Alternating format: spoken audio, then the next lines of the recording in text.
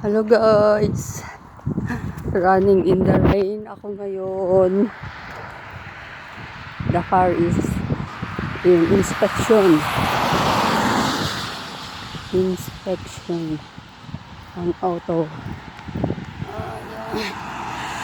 Kaya I try to run. My last run is I think August, September, October, November. Three months ago, and it's raining. Not really raining, just a little bit shower. Do not make me wet. Still okay.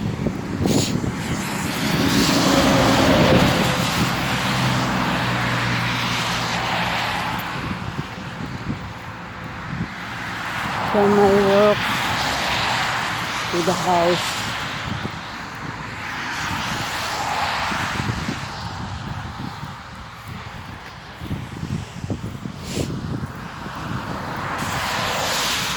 I can see now